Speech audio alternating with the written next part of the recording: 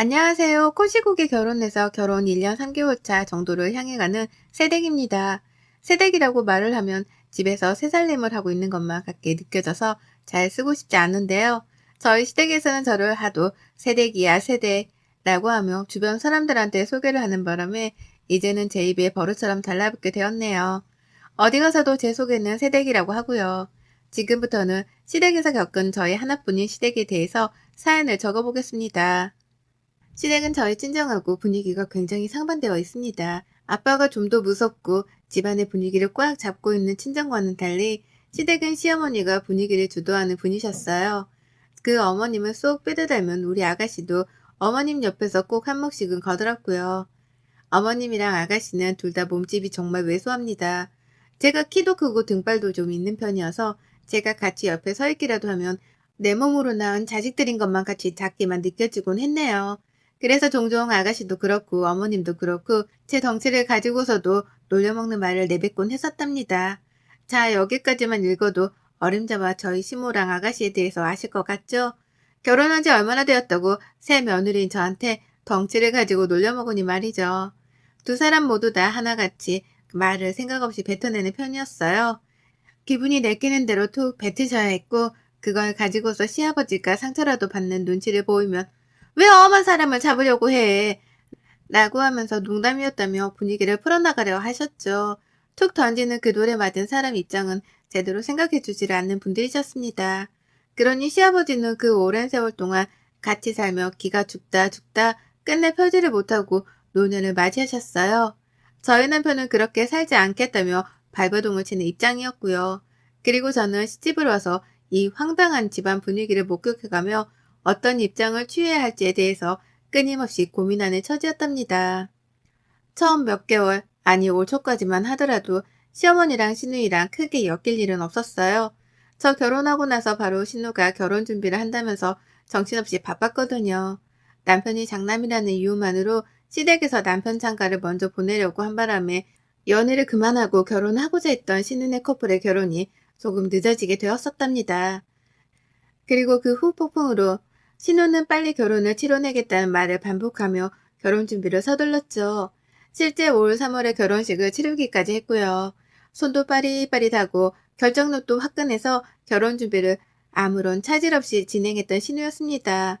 그런 신우를 보며 대단하다 싶으면서도 한편으로는 왜 저렇게 일찌감치 오빠랑 같은 해에 시집을 가려 할까 싶었죠. 결혼이 특별하긴 하지만 언제든 할 수는 있는 거잖아요. 하지만 신우는 그렇게 급하게 시집을 가서는 결국 임신을 발표했답니다. 네, 혼전 임신을 했었기 때문에 결혼을 서둘렀던 것이었어요. 주변 사람들 눈치를 보기 싫어서 그런 건가 싶었더니만 그저 임산부 배가 나와서 입고 싶은 드레스를 입지 못하게 될까봐 그랬다고 하더라고요. 시어머니의 성격을 잘 아는지 시어머니께도 말을 하지 못한 채 그리 급하게 결혼하고서는 뒤늦게야 임신 사실을 털어놨고요. 저는 그때 시어머니의 성격을 다시 한번 잘 알 수 있었습니다.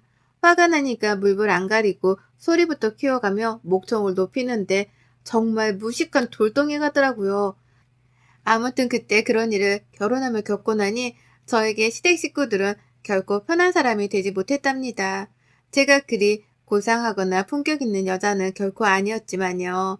저를 볼 때마다 덩치 얘기에 새댁이라며 꽉 막힌 조선시대 호칭으로만 소개를 하고 그도 모자라 혼전 임신의 집안 싸움까지 목격을 하게 만드셨으니 제 눈에 시댁이 멀쩡해 보일 리가 없었죠. 그래서 남들이 시댁 얘기를 할 때에도 나는 무슨 얘기를 해야 하나 싶고 괜히 하고 싶지가 않았습니다. 남편도 집에서는 자기 집이 그리 좋게 보이진 않던지 제 앞에서 얘기를 꺼내지도 않았어요. 저도 관심은 없었고요.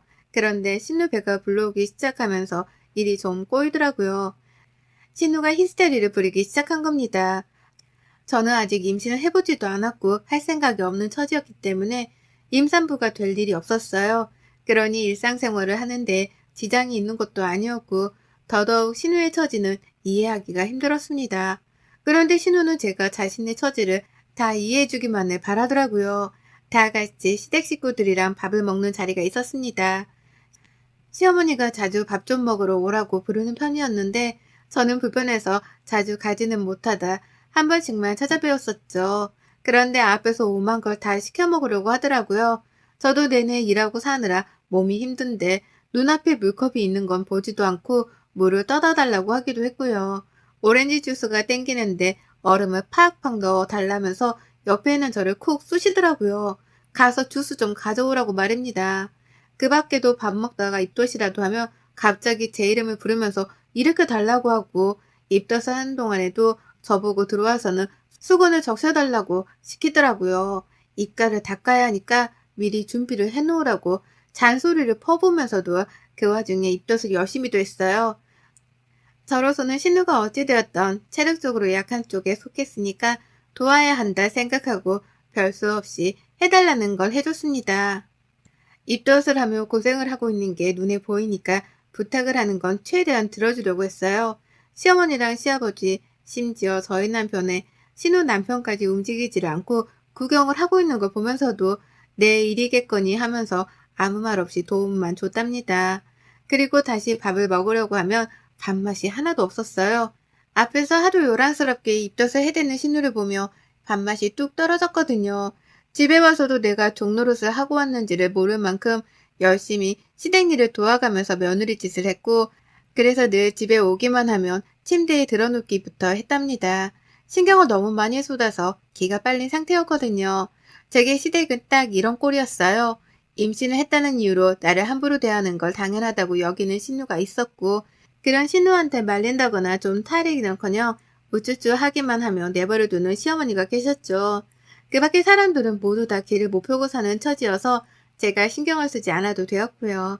아무튼지간에 참 제 친정하고는 달랐던 시댁 식구들에게는 정을 붙이기가 쉽지 않았습니다. 시댁에서 어머님 부름만 받아도 벌써부터 가서 고생하고 눈치 볼 생각에 머리가 지끈거렸죠.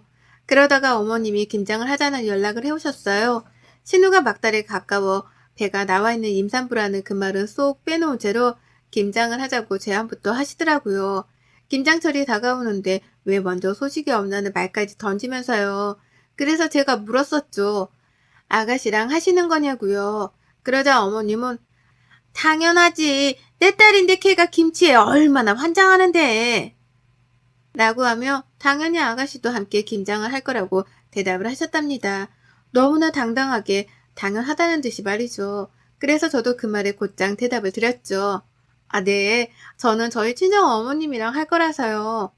아가씨랑 맛있게 김치 담그세요? 라고요. 나도 내 엄마랑 김치를 만들 권리가 있습니다.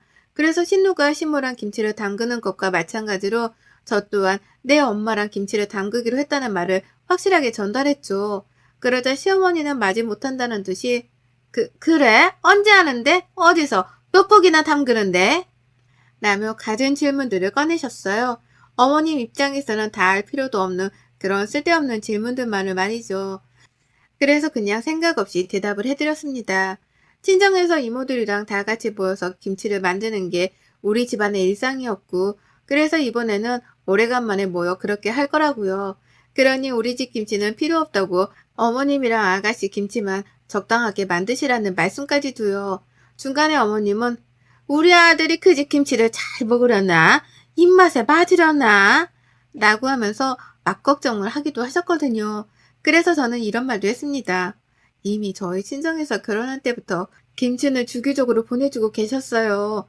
남편도 입에 잘 맞고 맛있다고 몇 번이나 말을 했으니까 그런 걱정은 하지 않으셔도 돼요. 라고 말이에요. 그러자 어머님은 더 이상 저한테 할 말이 없으셨는지 알겠다는 뚱한 대답을 하고는 전화를 끊으셨답니다. 그렇게 저는 이번 김장을 담그는 일에 대해서 시어머니랑 충분히 대화를 마쳤다고 생각했어요. 누가 들어도 저는 제 친정에서 김치를 담근다는 말이었고, 그러니 시댁김치는 필요 없다는 말이었죠. 하지만 여기서 뭔가 대화에 문제가 발생했답니다. 저도 미처 예상하지 못했던 일이었죠. 친정에서 김장 준비를 하느라 한동안 정신이 없었어요. 저도 자식된 도리로서 김장하는 데에 들어가는 비용을 대드려야 할 것 같아서 엄마한테 미리 용돈도 보내드렸고요. 이모들이랑 이모들의 딸들까지도 모두 다 그날에 모여서 같이 수육도 먹고 파티할 작정으로 미리부터 설렜었죠. 각자의 집에서 배추값은 내고 엄마는 그 돈으로 배추를 사드리고 김장 준비를 하신다고 김장 전날부터 무지하게 바쁘셨답니다. 저는 엄마가 바쁘실 걸 아니까 막내 이모랑 같이 전날부터 미리 친정에 가 있었고요. 남편한테는 집에서 자고 다음날 오라고 했는데 남편이 같이 가고 싶다고 말을 하는 바람에 저희 부부는 함께 친정으로 움직였습니다. 그렇게 잠도 잘 잤고요. 친정에서 먹고 놀고 김치를 만들며 꽤나 재미난 시간을 보냈어요. 엄마가 돼지 한 마리를 잡아오신 건지 큰 대야 냄비 2개에다가 수육을 끓여서는 온 가족들이 정말 맛나게도 고기를 먹었고요. 그렇게 잘 놀고 집에 왔더니 허리가 부러질 것 같더라고요. 그리고 그제서야 저도 알아차렸죠. 오랜만에 친정에서 먹고 노느라 기분이 좋아서 몰랐을 뿐 사실 김치를 담그느라 엄청나게 고생을 하다 왔다는 걸 말입니다. 저도 저희 집으로 가져올 김치를 만든다고 배추를 아주 열정적으로 절인 것 같았거든요.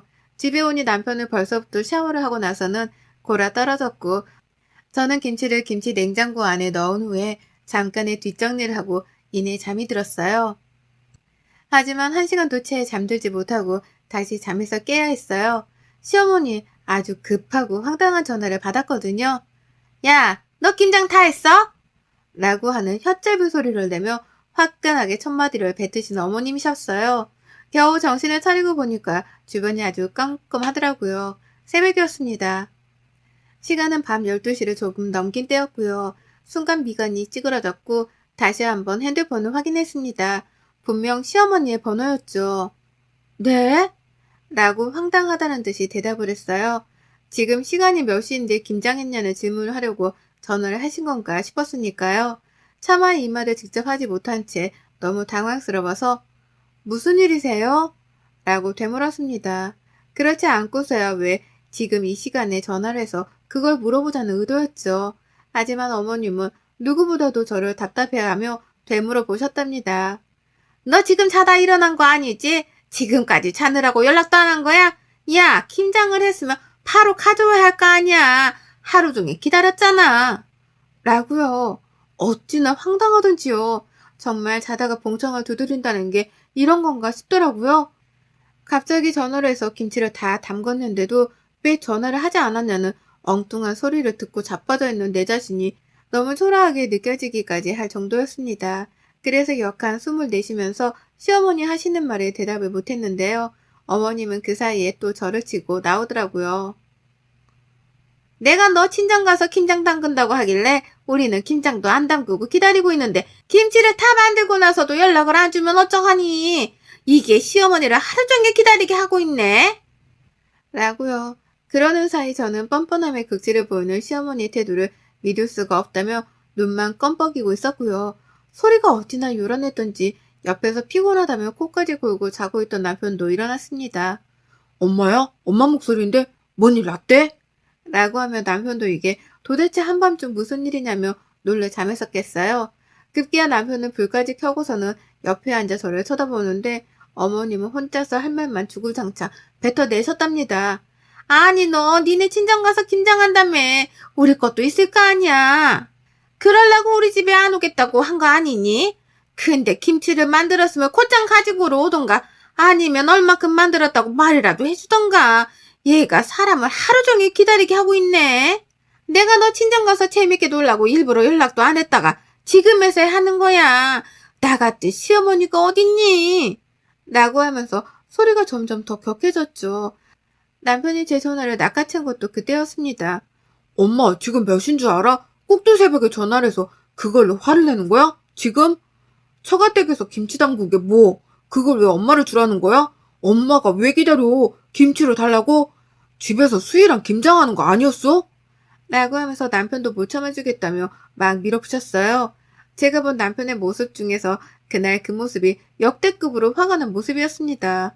하지만 이를 그냥 보고만 있을 시어머니가 아니셨죠. 앞서 여러 번이나 말씀을 드렸듯이 시댁안에서 대빵이라고 할 수 있는 사람은 바로 저희 어머님이셨습니다.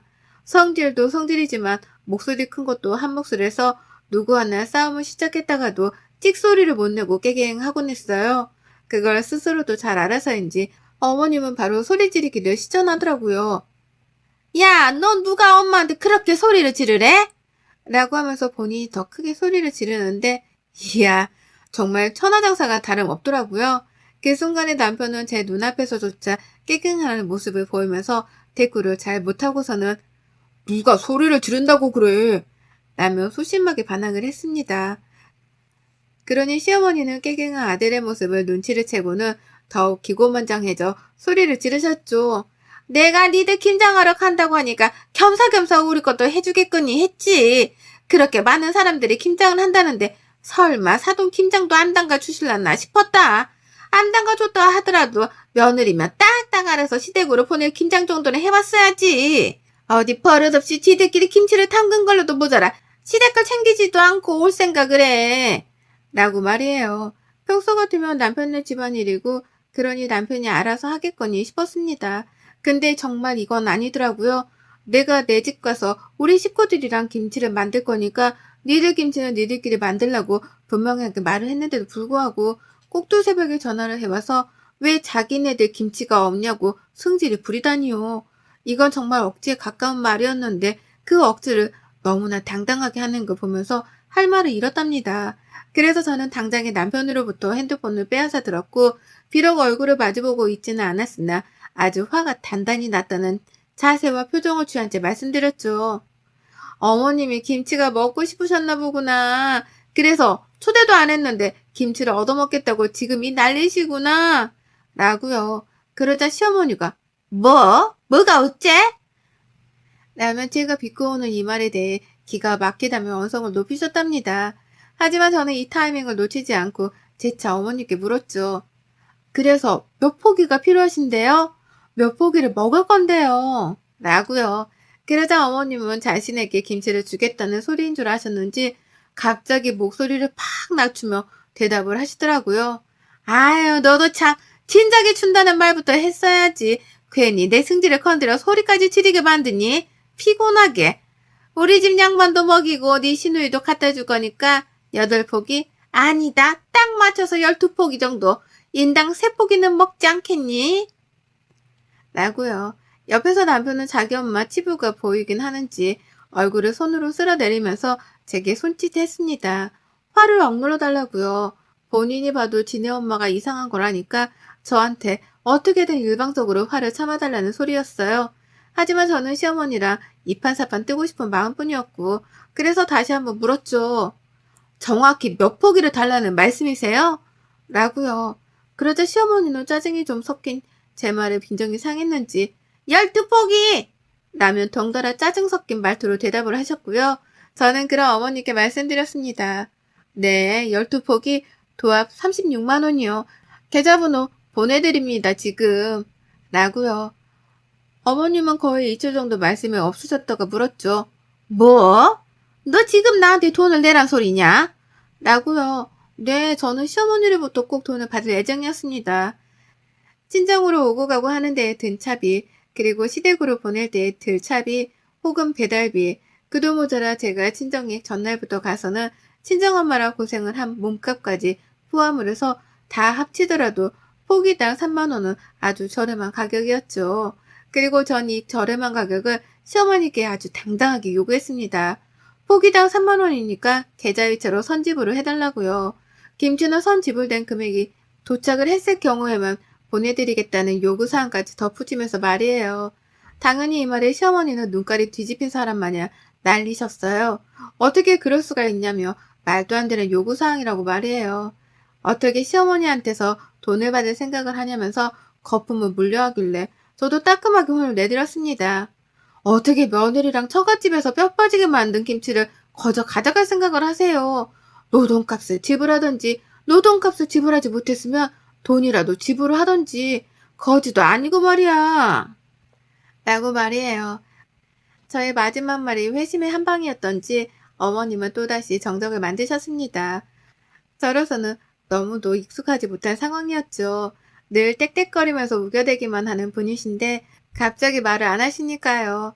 하지만 저도 더는 참고 속이기만 할 이유가 없었고 무엇보다 밤 12시가 넘긴 이 시점에서 먼저 싸움을 걸어온 건 어머님이셨기에 똑같이 응대를 해드렸습니다. 예의도 저버린 채로 공짜를 바라지 말고 합당한 돈이나 노동값이라도 지불을 하라며 따끔하게 홍군형을 날렸죠. 누군 시간이랑 돈이 남아 돌아서 김장을 하루 종일 담그고 온 줄 아냐며 비아냥대는 혼잣말도 거침없이 쏟아냈고요. 그리고 나서 번호 보내드렸어요. 지금 보내주실 거죠? 라고 되물었거든요. 실시간으로 어머니께 카톡을 보내가면서요. 근데 어머님이 정말 말도 없이 전화를 툭 끊어버리셨답니다. 돈 달라는 말에 대꾸도 못하고 그냥 돈을 안 내고 김치도 안 받겠다며 전화를 끊은 거예요. 김치를 달라 또 전화를 해오실 줄 알았는데 다음날이 되어도 연락은 없었고 그 길로 어머님은 다신 제게 김치를 달란 말 따위는 입에 올리지도 못하고 계시답니다. 저 또한 그냥 꽁으로 어머님께 김치를 넘길 생각 따위는 추워도 없고요. 어디 감히 며느리가 뼈 빠지게 만든 김치에 숟가락만 얹으려고 하는 건지 공짜 좋아하다가 며느리한테 평생 팽당할 수 있다는 걸 이번 기회에 뼈저리게 느끼셨길 바랍니다. 하여간 우리 시어머니는 시어머니라서가 아니라 정말 이해하기도 힘들고 이해하고 싶지도 않네요. 여러분의 생각은 댓글로 남겨주세요. 오늘도 시청해주셔서 정말 감사합니다.